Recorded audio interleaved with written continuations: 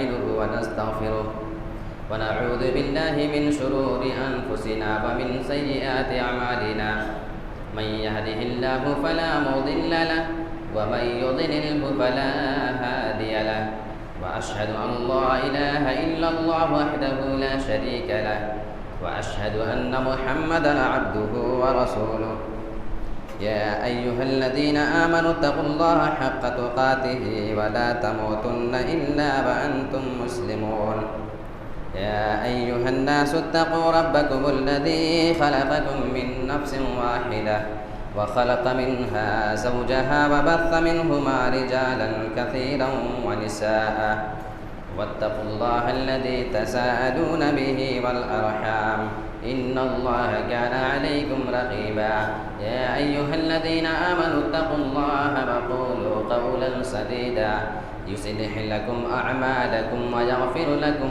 ذنوبكم ومن يطع الله ورسوله فقد فاز فوزا عظيما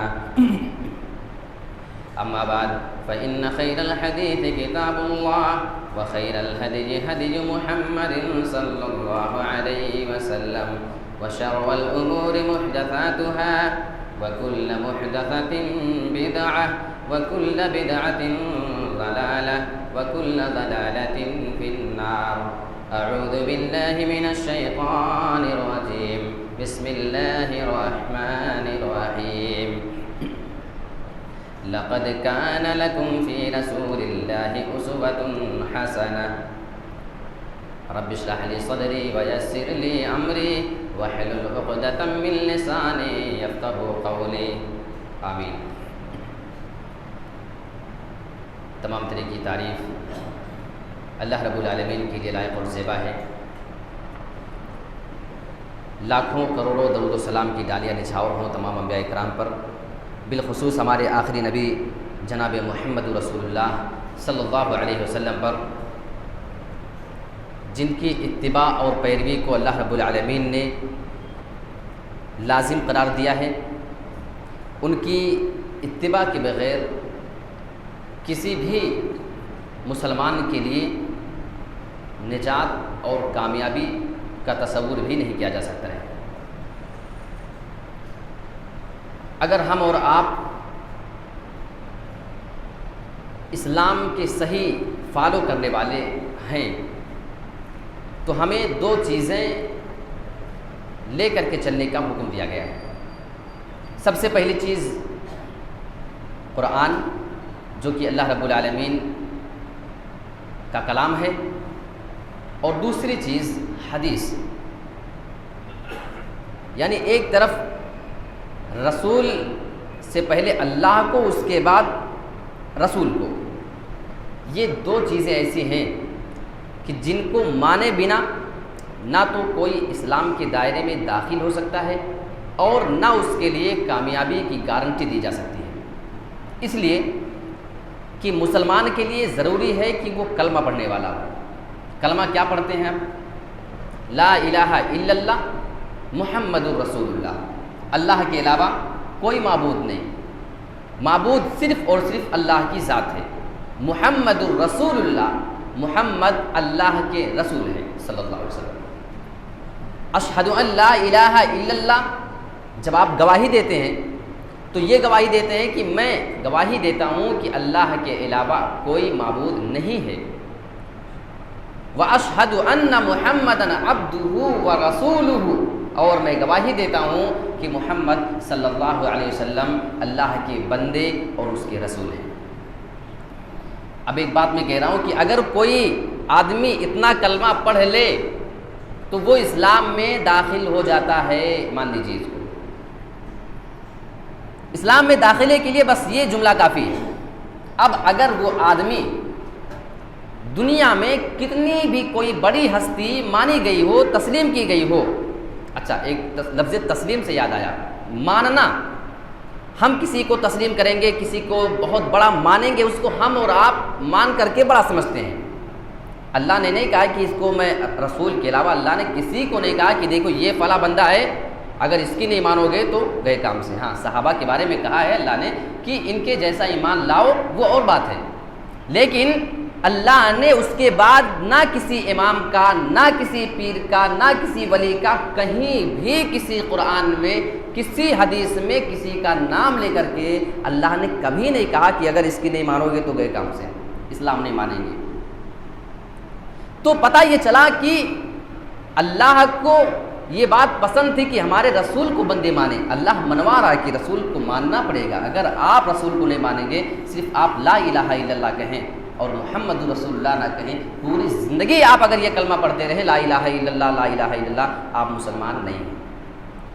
آپ اگر محمد رسول اللہ بھی ساتھ میں پڑھ لیں، آپ ایک سچے مسلمان ہیں۔ اب اس کے علاوہ اگر دنیا میں کتنا بڑا کوئی پہنچیلا آدمی ہو، اگر آپ نے کبھی اس کو دیکھا بھی نہ ہو، کبھی آپ نے اپنے کان سے اس کا نام بھی نہ سنا ہو کہ یہ ہے کون، یاد رکھیے، تب بھی آپ ایک پکے اور سچے مسلمان ہیں اللہ کے نزدیک۔ سمجھ رہے ہیں بات؟ تو پتہ یہ چلا کہ اللہ اور اس کے رسول کے علاوہ شریعت میں، دین میں کسی کا کوئی بھی مقام نہیں ہے، سارے کے سارے لوگ زیرو ہیں جی۔ اور آپ قرآن مجید کو اٹھا کر دیکھ لیں، اللہ رب العالمین نے نبی کی زندگی میں ایک آیت نازل کی تھی اور یہ بتا دیا کہ میرے رسول تو ابھی موجود ہے، تیرے رہتے ہوئے میں نے اس دین اسلام کو کمپلیٹ کر دیا ہے۔ اب اس کے بعد کوئی کسی کو جانے نہ جانے، کسی کو مانے نہ مانے، کوئی فرق پڑتا نہیں ہے۔ الیوم اکملت لکم دینکم واتممت علیکم نعمتی وَرَضِيتُ لَكُمُ الْإِسْلَامَ دِينًا۔ اے میرے رسول، آج کے دن میں نے تیرے دین کو مکمل کر دیا ہے۔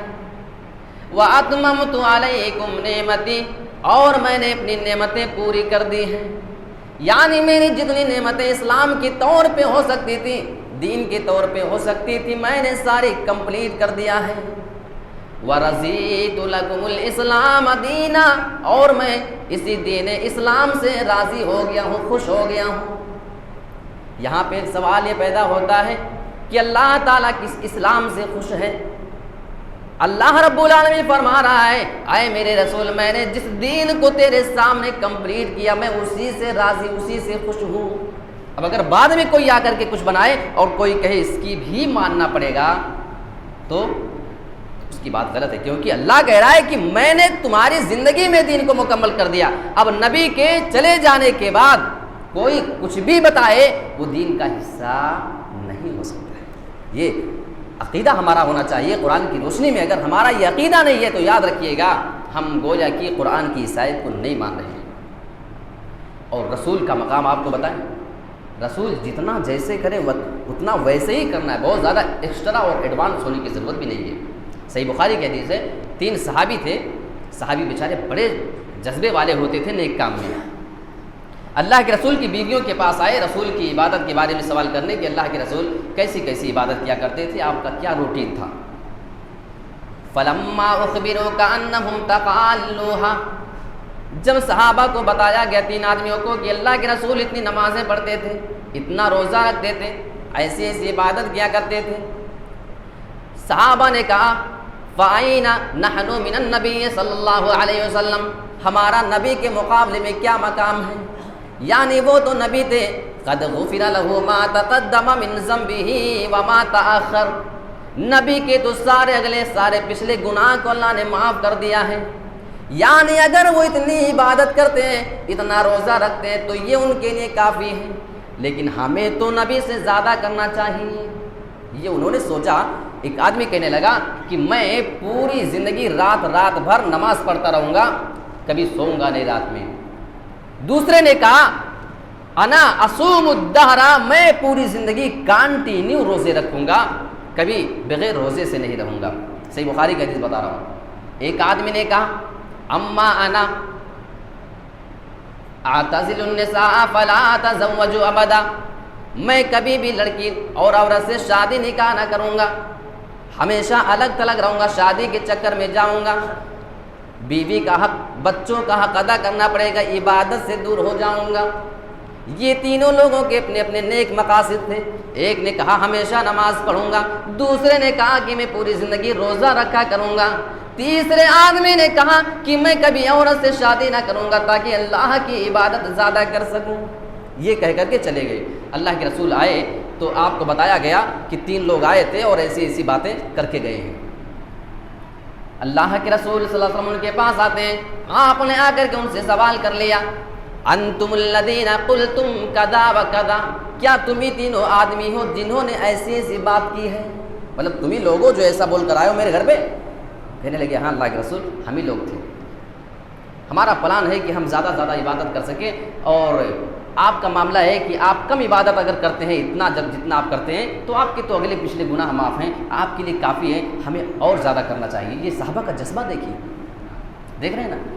لیکن اللہ کے رسول کیا فرما رہے ہیں ان کے اس جواب میں کہ میں تم سے سب سے زیادہ اللہ سے ڈرنے والا ہوں، سب سے زیادہ اللہ رب العالمین کا خوف میرے اندر ہے، تم سے زیادہ ہے، اور میرا معاملہ یہ ہے کہ میں رات کو سوتا بھی ہوں، اللہ کی عبادت بھی کرتا ہوں، میں روزہ رکھتا بھی ہوں، روزہ چھوڑ بھی دیتا ہوں، ہمیشہ کانٹینیو کبھی روزہ نہیں رکھتا ہوں رمضان کے علاوہ، سال بھر میں کبھی کانٹینیو نہیں رکھتا ہوں، اور میرا معاملہ دیکھو میری کئی بیویاں ہیں، میں اللہ کا حق بھی ادا کرتا ہوں، بیویوں کا حق بھی ادا کرتا ہوں، اور یہی میرا طریقہ ہے، یہی میرا اصول ہے، فمن رغب عن سنتی فلیس منی، جو آدمی میری سنت سے اعراض کرے گا اور اس سے روگردانی کرنے کی کوشش کرے گا کہ میں اس کے علاوہ کچھ کر لوں گا، فلیس منی، تو اس کا میرے دین سے کوئی تعلق نہیں ہے۔ صحیح بخاری کے الفاظ۔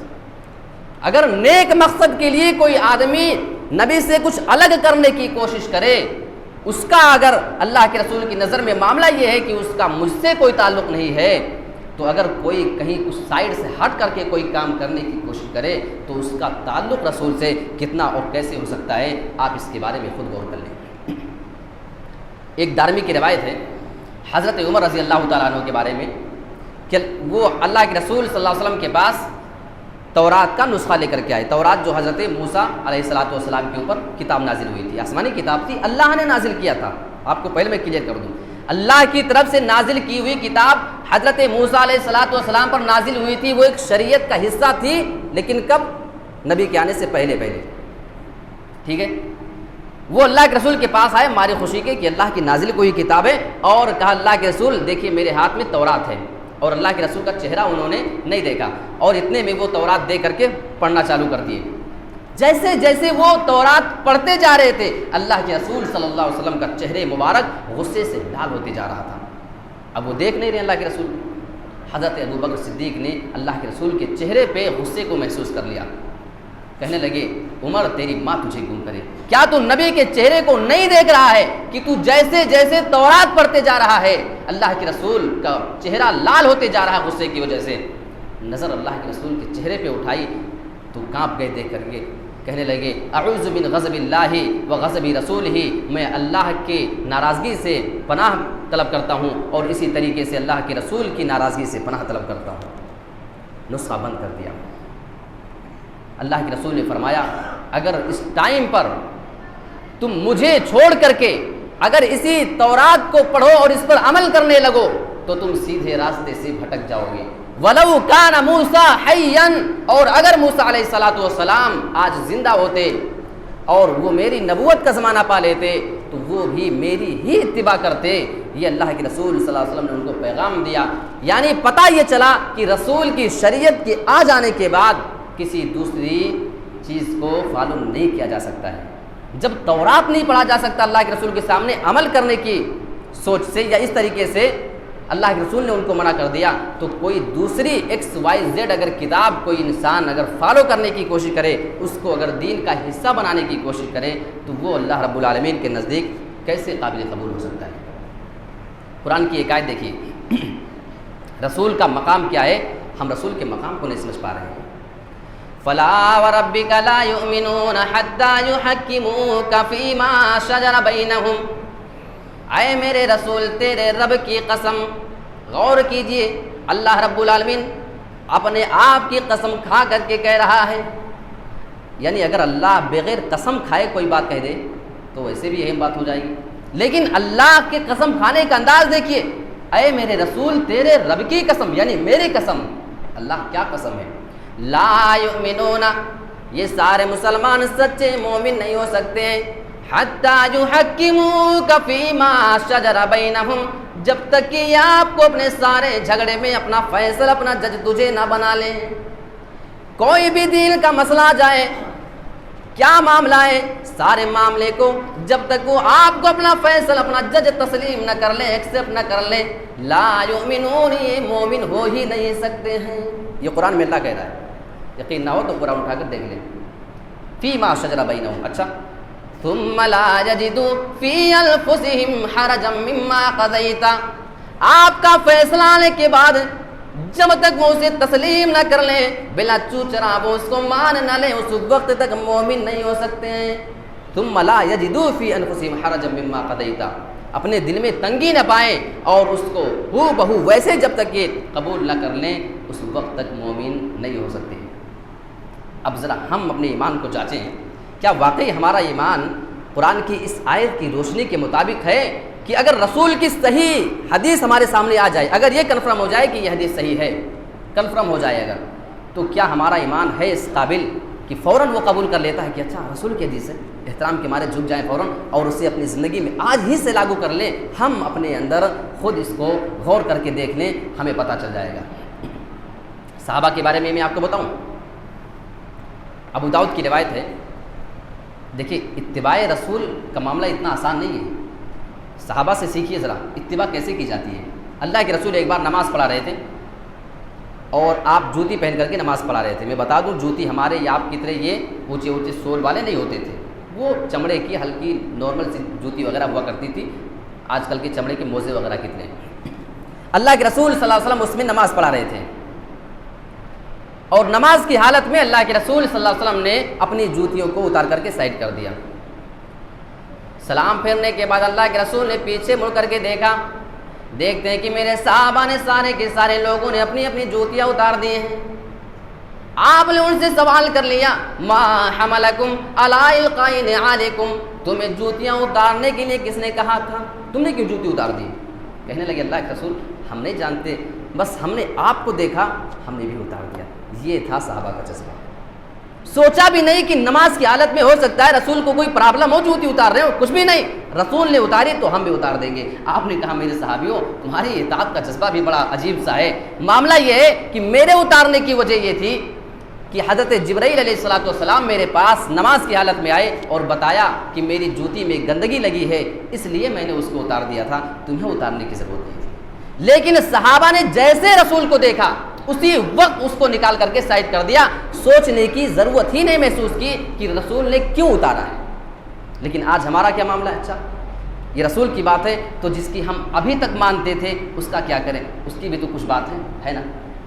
اگر ایسا ایمان کسی مسلمان کا ہے تو قرآن کی آیت یہ بتا رہی ہے لا یؤمنون، ایسا آدمی سچا مومن ہو ہی نہیں سکتا ہے جو رسول کے فیصلے کے آگے کسی اور کی بات کو ذرا سی بھی ویلو دیتا ہو۔ ذرا سی بھی ویلو، یاد رکھیے گا، ذرا سی بھی ویلو برابر کر دینا، یہ وہ کر دینا تو بہت دور کی بات ہو جاتی ہے۔ اگر ذرا سی بھی رسول کے مقابلے میں کوئی بات لا کر کے پیش کر دے، آپ حدیث پیش کریں وہ لا کے کہہ دے کہ فلاں صاحب نے تو یہ، یاد رکھنا اس کے ایمان پہ خطرہ منڈلا رہا ہے، اسے اپنے ایمان کی جانچ کرنے کی ضرورت ہے۔ اچھا رسول کے بارے میں، اللہ کے رسول صلی اللہ علیہ وسلم جب مدینہ تشریف لے کر کے آئے، صحیح مسلم کی حدیث ہے، تو اللہ کے رسول نے دیکھا کہ لوگ نر اور مادہ کھجور کو ملا کر کے لگاتے ہیں۔ آپ معلوم کریں تعبیر نخلا اس کو کہا جاتا ہے۔ اس سے کیا ہوتا ہے کہ فصل میں ان کا اپنا تجربہ ہے کہ فصل اچھی آتی ہے، یعنی نر مادہ میل فیمیل کھجور کو ملا کر کے جوڑے جوڑے لگاتے ہیں۔ اللہ کے رسول پہلی بار جب مدینہ گئے ہجرت کر کے تو آپ نے دیکھا کہ صحابہ اس طرح کیا کرتے ہیں، تو اللہ کے رسول نے کہا کہ تم یہ کیوں کرتے ہو، اگر نہ کرو تو بہتر ہو۔ رسول نے منع کیا، صحابہ رک گئے، صحیح مسلم کی حدیث ہے۔ لیکن اگلے سال جو فصل آئی تو فصل میں کمی ہو گئی، اللہ کے رسول کے پاس آئے، کہنے لگے اللہ کے رسول، صحابہ آئے آپ نے منع کر دیا، ہم مان تو گئے، ہماری مجال کیا تھی کہ نہ مانیں، لیکن ہمارا جو تجربہ تھا کھیتی کرنے کا، فصل پیدا کرنے کا، اس سے فصل اچھی آتی تھی، اس سال ہم نے ایسا نہیں کیا آپ کے کہنے کی وجہ سے تو فصل میں کمی آ گئی ہے۔ اللہ کے رسول نے ان کا جواب سنا، آپ نے فرمایا انما انا بشر، اے میرے ساتھیوں سنو میں تمہارے طریقے کا ایک انسان ہوں۔ صحیح مسلم کے الفاظ اللہ کے رسول فرما رہے کہ میں تمہاری طرح انسان ہوں۔ اذا امرتکم بشیء من امر دینکم فخذوا به، جب میں تمہارے دین کے معاملے میں کوئی بات بتایا کروں، یعنی رسول کی حیثیت سے جب کوئی بات بتاؤں تو اس کو لے لیا کرنا، اسے چھوڑنے کی جرأت مت کرنا۔ وَإِذَا أَمَرْتُكُمْ بِشَيْءٍ مِّنْ رَأْيٍ فَإِنَّمَا أَنَا بَشَرٌ، لیکن دنیا کے معاملے میں اگر میں تمہیں کوئی مشورہ دیا کروں تو فَإِنَّمَا أَنَا بَشَرٌ، مجھے بھی ایک انسان ہے، سمجھنا میرا مشورہ غلط ہو سکتا ہے۔ میں نے تمہیں مشورہ دیا کہ نرمادہ کھجور نہ ملاؤ، تم نے نہیں ملایا تو تمہاری فصل میں کمی آ گئی، تمہارا تجربہ چاہے، ہمیں اس کے بارے میں زیادہ جانکاری نہیں ہے۔ دیکھ رہے ہیں نا حدیث کے الفاظ، اگر دین کے معاملے میں کوئی بات آپ بتائیں، نماز کا مسئلہ، روزے کا مسئلہ، زکوٰۃ کا مسئلہ، حج کا مسئلہ، عمرے کا مسئلہ وغیرہ وغیرہ جتنے مسائل ہیں، اللہ کے رسول نے صاف کہہ دیا اگر وہ مسئلہ دین کا ہے تو دین کے مسئلے میں لینا ضروری ہے۔ اگر دنیاوی معاملے میں کوئی کھیتی باڑی کے معاملے میں ایسا کوئی اگر مشورہ دوں تو اس کو چھوڑ بھی سکتی ہوں۔ اچھا ایک اور حدیث سناؤں آپ کو، حضرت بریرہ کے بارے میں آتا ہے کہ وہ اپنے شوہر کو پسند نہیں کرتے تھیں، ان کا شوہر خوبصورت نہیں تھا، غلام، تو وہ ان سے طلاق لینا چاہتی تھیں، لیکن حضرت مغیث رضی اللہ تعالیٰ عنہ جو ان کے شوہر تھے وہ ان کے محبت میں بالکل دیوانے تھے، وہ چاہتے تھے کہ میری بیوی مجھ کو نہ چھوڑے۔ اللہ کے رسول صلی اللہ علیہ وسلم نے ان کا معاملہ دیکھ لیا، جہاں وہ جاتی وہیں پیچھے پیچھے چلے جاتے تھے۔ اللہ کے رسول نے دیکھا، آپ کو ترس آ گیا، آپ نے جا کر کے اس عورت کو مشورہ دیا کہ دیکھ رہی ہو کتنا پیار کرنے والا شوہر تم کو ملا ہے، میرا مشورہ ہے کہ تم مغیث کو نہ چھوڑو، اپنے نکاح میں ان کو رکھے رہو۔ اس عورت نے سوال کیا، اللہ کے رسول اتأمرنی یا رسول اللہ کے رسول بتائیے یہ آپ کا حکم ہے کیا؟ آپ نے کہا نہیں حکم نہیں ہے، تمہاری زندگی کا معاملہ، یہ تو میرا مشورہ ہے، میرے دل میں رحم آ گیا اس بندے کو دے کر کے مشورہ دے رہا ہوں، اگر نہ چھوڑو تو اچھا ہے۔ اس نے کہا اللہ کے رسول فلا حاجت لی، معاف کرنا مجھے ان سے محبت نہیں ہے، اس معاملے میں میں آپ کا مشورہ نہیں مان سکتی۔ لیکن اس عورت کا پہلا سوال کیا تھا اتأمرنی، اے اللہ کے رسول کیا آپ کا حکم ہے؟ اگر حکم ہے تو میں ابھی مان لیتی ہوں، اگر مشورہ ہے تو اللہ کے رسول معافی چاہتی ہوں، ہے نا؟ دیکھ رہے ہیں یہ صحابہ کا جذبہ تھا۔ میرے پیارے ساتھیوں، اگر وہ معاملہ کوئی دین کا ہے، اگر وہ حکم ہے اللہ کے رسول صلی اللہ علیہ وسلم کا، اس معاملے میں کسی انسان کو گنجائش ہی نہیں ہے کہ رسول کے علاوہ کسی اور کی بات کی طرف دھیان بھی دے کہ وہ کیا کہہ رہے ہیں۔ یاد رکھیے گا، یہ ہمارا اور آپ کا ایمان ہونا چاہیے۔ قرآن کی دوسری جگہ کی آیت آپ دیکھ لیں، فَإِن تَنَازَعْتُمْ فِي شَيْءٍ فَرُدُّوهُ إِلَى اللَّهِ وَالرَّسُولِ، اگر تمہارا کسی معاملے میں اختلاف ہو جائے، جھگڑا ہو جائے دین کے معاملے میں، فَرُدُّوهُ إِلَى اللَّهِ وَالرَّسُولِ، تو اس کو اللہ کی طرف اور رسول کی طرف لوٹا دیا کرو۔ رسول کی طرف لوٹانے کا مطلب اور اللہ کی طرف لوٹانے کا مطلب، اللہ تو آسمان میں ہے نا، عقیدہ ہونا چاہیے ہمارا اور آپ کا، مطلب قرآن کی طرف لوٹاؤ، اور رسول کی طرف لوٹانے کا مطلب رسول کی سنت، رسول کی حدیث کی طرف لوٹاؤ۔ اللہ نے تیسری چیز کا ذکر ہی نہیں کیا کہ کوئی دین کا معاملہ ہو جائے، کوئی اختلاف ہو جائے تو دیکھ لینا کہ فلاں صاحب کیا بولے، کچھ بھی نہیں، اللہ صاحب کہہ رہا ہے، قرآن دیکھ لینا، حدیث دیکھ لینا، وہاں سے جو فیصلہ ملے سارے لوگ تسلیم کر لینا۔ اچھا ایمان کا حوالہ اللہ نے دیا ہے، ان کنتم تؤمنون باللہ والیوم الآخر، اگر تم اللہ کو مانتے ہو، تمہارا ایمان اللہ پر ہے اور تمہارا ایمان اگر قیامت کے دن پر ہے، ایسی صورت میں تمہیں قرآن کو ماننا پڑے گا، حدیث کو ماننا ہی پڑے گا۔ اگر نہیں مانے تو مطلب تمہارا ایمان نہ تو اللہ پر ہے نہ قیامت کے دن پر ہے۔ یہ اللہ رب العالمین واضح طور پہ ہر آدمی کو تنبیہ کر رہا ہے کہ ہمارے رسول صلی اللہ علیہ وسلم کا مقام کیا ہے۔ ہم کسی اور کو اپنا آئیڈیل بنانے کی کوشش کرتے ہیں۔ آئیڈیل کس کو بنایا جائے؟ جس نے ہمیں اور آپ کو بنایا، جس نے ہمیں اور آپ کو یہ دین دیا ہے، آئیے اسی سے پوچھ لیتے ہیں، اے اللہ تو بتا، ہمیں اگر کوئی معاملہ پیش آئے تو ہم کس کی زندگی کو دیکھیں، کسی کا تو بتائے گا تو۔ آئیے قرآن اٹھاتے ہیں، لَقَدْ كَانَ لَكُمْ فِي رَسُولِ اللَّهِ أُسْوَةٌ حَسَنَةٌ، لوگوں تمہارے لیے رسول کی زندگی میں بہترین نمونہ ہے، وہ آپ کے لیے اچھے آئیڈیل ہیں۔ آپ کا کوئی معاملہ پیش آ جائے رسول کو آئیڈیل مانو، رسول کو اپنا نمونہ مانا کرو۔ کسی آیت کے اندر، کسی حدیث کے اندر کسی دوسرے کا نام ہی نہیں لیا گیا ہے۔ اس سے یہ پتہ چلتا ہے کہ شریعت صرف دو چیز کا نام ہے، ایک طرف قرآن ہو، دوسری طرف حدیث آ جائے، تیسری چیز کی آپ کو ضرورت ہی نہ پڑے گی۔ لیکن آج ہمارے اور آپ کی سماج اور معاشرے میں غلط فہمی بہت زیادہ پھیلائی گئی ہے۔ دیکھیے میرے بیان سے میں بہت کھل کر بتا دوں، کسی بھی آدمی کو ذرہ برابر بھی تکلیف ہو جائے، یہ اللہ کی قسم میرا مقصد نہیں ہے۔ لیکن اگر ہم آپ کے سامنے قرآن کی بات نہ پہنچا سکیں تو بتائیے پھر آپ ابھی رمضان میں آپ نے کئی بار قرآن ختم کیا ہوگا نا۔ اگر آپ کے سامنے وہ آیت نہیں آئی، آپ اس کا ترجمہ نہیں سمجھ سکے، تو وہی تو میں آپ کو بتا رہا ہوں کہ قرآن میں اللہ یہی کہہ رہا ہے، جس کو آپ ایمان رکھ کر کے پڑھتے ہیں کہ ایک حرف قرآن کا پڑھیں گے 10 نیکی ملے گی، تو اس 10 نیکی پہ جو آپ کو نیکیاں مل رہی ہیں اس میں کہا کیا ہے اللہ نے، یہ بھی تو ہم کو معلوم ہونا چاہیے۔ اچھا، ایک غلط فہمی جو لوگوں کے درمیان ہوتی ہے، میری بات سے کسی کو بھی ذرہ برابر ٹھیس پہنچانے کا میرا مقصد نہیں ہے، واللہ اللہ بہتر جانتا ہے۔ اگر کچھ لوگ کہتے ہیں کہ ہم اگر رسول کے علاوہ کسی اور کی بھی نہیں مانیں گے تو ہمارا ایمان کمپلیٹ نہیں ہوگا، یا ہم صحیح دین کو نہیں سمجھ پائیں گے، چلیے آپ کی بات کو ہم مان لیتے ہیں۔ اب ایک سوال میں آپ سے اگر کر لوں، آپ خود اس کا جواب دے دیں۔ لوگ اکثر جو بات لاتے ہیں تو ظاہر سی بات ہے کسی پیر کو لائیں گے، کسی مرشد کو لائیں گے، کسی بڑی ہستی کا نام لیں گے۔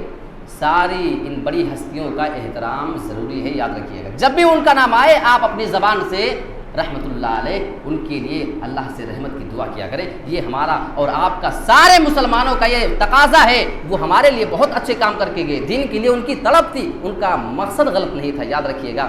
لیکن رسول تو نہیں تھے نا، کوئی غلطی سب سے ہو سکتی ہے۔ اب بیچارہ کوئی بندہ غلطی کر کے چلا گیا، بیچارہ دین پہنچانے کے چکر میں کہ لوگوں کو بتا دیں، تو کہیں ایک آدھ بات اب حضرت جبرائیل لے کر کے وہی تو آئیں گے نہیں کہ نہیں صاحب آپ غلط بول رہے ہیں۔ وہ جو غلط بات ہوئی، اگر ایک آدھ مسئلے میں کہیں مسٹیک ہو گیا تو وہ رہے گا۔ اب اگر آپ کے سامنے صحیح بات آ رہی ہے قرآن حدیث کی روشنی میں، آپ کیا سمجھتے ہیں؟ ان اماموں کو آپ معمولی سمجھ کے رکھے ہیں، ایک حدیث کے لیے نہ جانے کتنی دور کا سفر کرتے تھے، اپنی پوری زندگی اسی میں لگا دیتے تھے، وہ اپنی زندگی کا لطف نہیں اٹھا پاتے تھے۔ لیکن یہ ترقی کا دور نہیں نہ تھا کہ نیٹ کا زمانہ ہے، سرچ کر لے کون سا مسئلہ، ساری حدیث ساری قرآن کی آیت سامنے آ جائے، مسئلہ بتا دے۔ کسی کے سامنے کوئی آیت پہنچی، کسی کے سامنے 2-4 حدیث پہنچی، کسی کے سامنے 10-20، کسی کے سامنے 1000 حدیث پہنچی، اسی کے مطابق بیچارے فتویٰ دیا کرتے تھے، ضرورت تھی وقت کی۔ لیکن لوگ اس کا غلط استعمال کر رہے ہیں، لوگ اماموں کو بدنام کرنے والے ہیں، جو ایسا کہتے ہیں کہ جو امام صاحب نے کہہ دیا بس وہی بات ہے۔ پھر آپ ان کی محنتوں پر پانی پھیر رہے ہیں، اس لیے کہ انہوں نے کچھ اچھی باتیں بہت ساری دین کی کھوج کر کے نکالی اور بتائی ہیں، بہت سارے اہم مسئلے بتائے ہیں، لیکن انسان تھے۔ اور ہر امام نے، امام ابو حنیفہ رحمۃ اللہ علیہ بولیے، امام شافعی رحمۃ اللہ علیہ، امام احمد بن حنبل رحمۃ اللہ علیہ، امام مالک رحمۃ اللہ علیہ، یہ 4 بڑے دگج امام مانے جاتے ہیں ہمارے اسلام میں، ان کا مقام بہت اونچا ہے۔ لیکن سارے اماموں نے کوئی بھی فیصلہ دینے کے بعد آپ ان کی زندگی کا مطالعہ کریں گے، سارے اماموں نے کہہ دیا اگر میری بات کہیں قرآن سے ٹکرا جائے اور حدیث سے ٹکرا جائے تو میری بات کو دیوار پر مار دینا۔ دیکھ رہے ہیں نا اماموں کا ایمان۔ آپ امام کے بارے میں کیا خیال کرتے ہیں؟ اللہ کو مانتے تھے نا، وہ رسول کو مانتے تھے، ہم سے اور آپ سے زیادہ مانتے تھے، یاد رکھیے گا، مانتے تھے۔ اس بنا پہ کہا اگر میری کوئی بات رسول سے قرآن سے ٹکرا جائے میری بات کو دیوار پر مار دینا، قرآن اور حدیث کی بات کو لے لینا۔ لیکن پھر بھی بیچارے کچھ لوگ کہیں گے نہیں، جب تک انہی کی ساری بات نہیں مانیں گے 100%، تب تک ہم نہیں اسلام میں داخل ہو سکتے۔ تو یہ آپ غلط کر رہے ہیں، غلط انہوں نے نہیں کیا ہے، یاد رکھیے گا۔ اب میں آپ کو ایک مثال دے کر کے سمجھا دوں، بڑی آسان سی بات ہے، آپ کو سمجھ میں آ جائے گی۔ سب سے بڑے امام جو 4 اماموں میں مانے جاتے ہیں، امام ابو حنیفہ رحمۃ اللہ علیہ، نام آئے تو آپ ایسی ہستیوں کے سامنے رحمۃ اللہ علیہ ضرور لگایا کریں، بے ادبی کی کوئی گنجائش نہیں ہے ان کے لیے، یاد رکھیے گا۔ سب سے بڑے امام صاحب، واقعی ان کا ایک مقام ہے۔ یہ پیدا ہوئے ہیں سن 80 ہجری کے اندر، کتنے؟ سن 80 ہجری، اور اللہ کے رسول کا انتقال سن 10 ہجری، یعنی رسول کے انتقال کے 70 سال کے بعد پیدا ہوئے ہیں، 70 ایئرس، آفٹر 70 ایئرس یہ پیدا ہوئے، ٹھیک ہے۔ اچھا، اب یہ امام صاحب پیدا ہوئے تو 10 12 15 سال کے ہوں گے تب کوئی دین کی بات بتائیں گے، یعنی 80 85 سال رسول کا گزر گیا تب ان کو کچھ شعور آیا، کچھ دین سیکھا ہوگا، کسی کو کچھ بات بتائی ہوگی۔ اب بیچارے لوگ ان کو بدنام کرنے پہ تلے ہوئے ہیں کہ اگر ہم ان کی نہیں مانیں گے تو ہم اسلام کو نہیں سمجھ پائیں گے، ہم جنت میں نہیں جائیں گے۔ حد ہو گئی ہے نا۔ اس لیے کہ جو مسلمان ابھی سن 80 ہجری سے پہلے، ان کے پیدا ہونے سے پہلے بیچارے تھے، جنہوں نے ان کو دیکھا نہیں، ان کا زمانہ بھی نہیں پایا، تو یہ لوگ کیا جنت میں جائیں گے اسی قرآن حدیث کو مان کر یا نہیں جائیں گے؟ آپ اس کا جواب دے لیں، آپ کہیں گے جائیں گے۔ تو اگر وہ لوگ جنت میں جائیں گے جنہوں نے ان کو دیکھا ہی نہیں تھا، کس کو مان کر جائیں گے؟ اسی قرآن کو، اسی حدیث کو۔ تو قیامت تک کے لیے مسلمان اسی قرآن کو، اسی حدیث کو۔ اگر اللہ رب العالمین کو کسی آدمی کو رسول کے برابر لانا ہوتا تو رسول کے زمانے میں اللہ رب العالمین نے ان کو پیدا کر دیا ہوتا، تاکہ اب یہ جو بات بتائیں گے یہ بھی شریعت رہے گی۔ لیکن آپ جانتے ہیں کہ صحابہ تھے اللہ کے رسول کے زمانے میں، لیکن اللہ کے رسول نے کبھی نہیں کہا کہ اگر رسول کے علاوہ کوئی صحابی کوئی بات بتا کر کے جائے، کیسی بھی بات ہو، اس کو لینا ضروری ہے، کبھی نہیں۔ تو میرے پیارے ساتھیوں، آپ کے ایک عمل کی وجہ سے بیچارے امام بدنام ہو جاتے ہیں۔ ان کا مقصد بڑا نیک تھا، لیکن آپ کہتے ہو کہ جب تک ان کو، اور میں ایک بات اور بتا دوں، اگر کوئی آدمی کسی امام کا پوری زندگی میں اپنے کان سے نام بھی نہ سنا ہو، ٹھیک ہے، اگر وہ اللہ کو مانتا ہے، رسول کو مانتا ہے، کسی امام کا اس نے مان لیجئے کہیں ایسی جگہ ہے وہ اس کو جانتا نہیں ہے کہ امام صاحب ہوتے کیا ہیں، کوئی بھی چاروں امام میں سے، تو وہ آدمی سچا اور پکا مسلمان ہے، اس کے ایمان میں ذرہ برابر کوئی کمی نہیں ہے، اور ایسا بندہ انشاءاللہ اللہ اور اس کے رسول کو مان کر کے جنت میں جائے گا۔ تو غلط فہمی ہمارے یہاں بہت ساری ہے، لیکن بہت سارے لوگ غلط استعمال بھی اپنی زبان کا کرتے ہیں۔ یاد رکھیے، میں بار بار اس پر زور دے رہا ہوں، ہر امام کا نام آئے تو اب بڑے احترام سے، اگر کوئی مسلمان کسی بھی امام کو غلط لفظ سے یا بے ادبی جیسی اگر کسی امام کے بارے میں بات کرے تو یاد رکھیے وہ مسلمان اپنے اس معاملے میں اچھا نہیں ہے، اسے اپنے رویے کو بدلنے کی ضرورت ہے، لیکن جس کا جو مقام ہے وہ مقام اس کو دیا جائے۔ ایک صحیح بخاری کی حدیث آپ کو بتا دوں، بات بہت کلیئر ہو جائے گی۔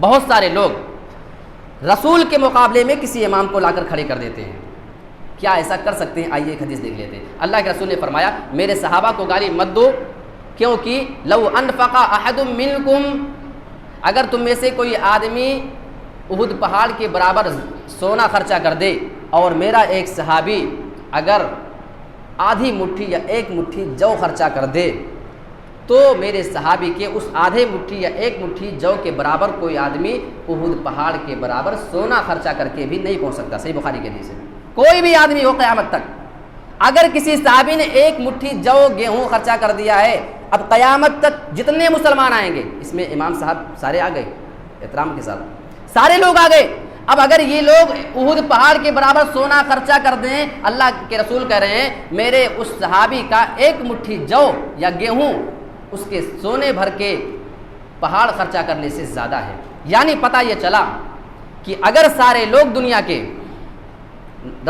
صحابی کے مقابلے میں آ جائیں تو صحابی کا مقام احد پہاڑ کے برابر ہو جائے گا، اور سارے لوگ ایک مٹھی یا آدھا مٹھی جو کے برابر۔ جب کسی آدمی کو صحابی کے مقابلے میں کھڑا نہیں کیا جا سکتا، اس کے مقابلے میں مقام نہیں دیا جا سکتا ہے، تو کسی کی مجال کیسے ہو سکتی ہے کہ رسول کے مقابلے میں کوئی بات کسی کے سامنے لا کر کے پیش کرنے کی کوشش کرے اور رسول کے برابر پھر نعوذ باللہ لا کر کے کھڑا کرنے کی کوشش کرے۔ اللہ رب العالمین ہمیں قرآن کی اور حدیث کی صحیح سمجھ عطا فرمائے۔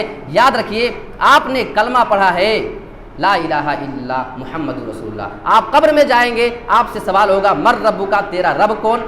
من نبیوں کا، تیرا نبی کون؟ کہیں نہیں پوچھا جائے گا تیرا امام کون، تیرا مرشد کون، تیرا پیر کون، بالکل بھی نہیں۔ آپ کے ایمان کے لیے صرف اتنا کافی ہے کہ آپ اللہ اور اس کے رسول کو، قرآن اور حدیث پر ایمان لاتے ہیں۔ جتنے بھی بزرگ نیک ہیں جو اچھی باتیں بتا کر کے گئے ہیں، تہے دل سے آپ اس کو تسلیم کریں، کسی کے لیے کینہ، کپٹ، بغض، حسد وغیرہ کی اپنے اندر ذرا بھی بو تک نہ آنے دیں۔ یہ ہمارے اور آپ کے ایمان کا تقاضا ہے، ہمارے مسلمان ہونے کا تقاضا ہے۔ ہم اور آپ تو بڑے آرام سے اپنے اپنے گھروں میں رہتے ہیں، یہ جتنے بڑے بڑے امام تھے اللہ کی قسم بہت تکلیفیں اٹھائی ہیں دین کے لیے، بہت زیادہ انہوں نے دین کے لیے مشقتیں برداشت کی ہیں، راتوں کی نیند حرام کی ہیں، کئی لوگوں کے مارے کھائی ہیں، گالیاں ان کو سہنی پڑی ہیں، تب جا کر کے آج ہم ان اماموں کا نام سن پا رہے ہیں۔ میرے پیارے ساتھیوں، ہمیں کون جانتا ہے؟ 10-20 لوگ بہت ہوگا، 100 لوگ ہے نا ہمیں اور آپ کو، لیکن پوری دنیا ان اماموں کو ایسے نہیں جانتی ہے، یہ بھی میں بتا رہا ہوں، لیکن اس کا غلط استعمال مت کیا جائے۔ جو جس کا جتنا مقام ہے اتنا مقام دیا جائے، یہی اس کے لیے کافی ہے، بڑھانے کی ضرورت نہیں۔ اللہ نے ان کو خود ہی اتنا مقام دیا ہے کہ سارے لوگ ان کا نام جانتے ہیں، ان کی ہستی کو پہچانتے ہیں۔ یہ چند باتیں تھیں جو میں نے آپ کے سامنے اتباع رسول کے متعلق رکھنے کی کوشش کی ہے، کیونکہ ہم اسلام کو مانتے تو ہیں لیکن کہیں نہ کہیں تھوڑی بہت ہم سے کوتاہی کسی معاملے میں، جانے میں انجانے میں، ہم نہیں کہتے کہ آپ جان کر کے کوئی کام کرتے ہیں، اگر ایسی چیز ہے تو آئیے ہم اپنے اندر اصلاح پیدا کرنے کی کوشش کریں، صحیح قرآن صحیح حدیث کی اگر کسی کی بات قرآن سے ملتی جلتی ہے، حدیث سے ملتی جلتی ہے، تسلیم کرتے ہیں۔ کہیں کسی سے غلطی ہو جائے تو اس بندے نے، اس اللہ کے نیک بندے نے خود کہہ دیا تھا اگر میری بات ٹکرا جائے تو چھوڑ دینا، قرآن کو لے لینا، حدیث کو لے لینا۔ اللہ رب العالمین تو ہمیں اور تمام مسلمان بھائیوں کو سچا پکا اتباع رسول کا شیدائی بنا، تاکہ ہم رسول کی اتباع کرتے ہوئے جنت میں جا سکیں۔ آمین۔ تقبل یا رب العالمین، وآخر دعوانا ان الحمد للہ رب العالمین۔